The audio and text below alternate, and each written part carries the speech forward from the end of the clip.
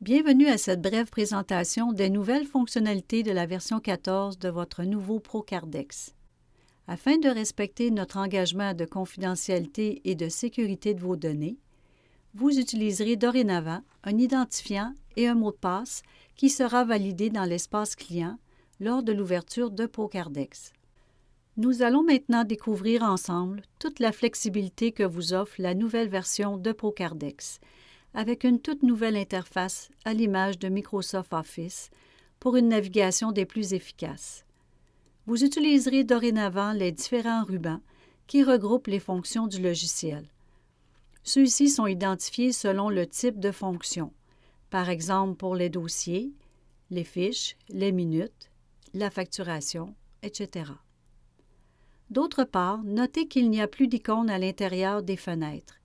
Par ailleurs, pour effectuer une action pour la fenêtre courante, par exemple pour la fiche, accédez au ruban de la fiche.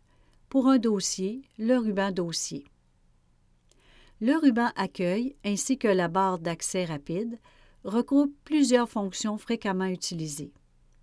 Prenez note que de façon générale, pour l'impression, vous devez cliquer sur l'icône Imprimer, qui affiche d'abord le résultat à l'écran, et appuyer à nouveau sur l'icône Imprimer pour afficher la fenêtre d'impression.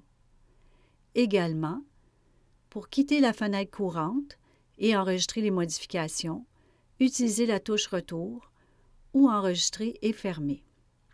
Notez que la plupart des fonctions vous offrent un raccourci clavier identifié sur chacun des icônes correspondants.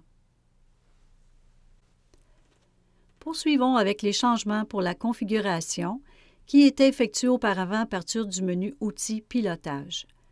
Tout d'abord, si vous désirez modifier une liste par défaut, accédez au ruban correspondant et utilisez l'icône Pilotage, et ce, pour chaque type de fonction, par exemple le dossier, la fiche, les minutes, les factures, etc. Maintenant, pour la configuration des paramètres du système, nous avons réorganisé le tout à partir du ruban Fichier. Vous n'avez qu'à sélectionner la section correspondante pour les configurations à effectuer dans les différentes sections.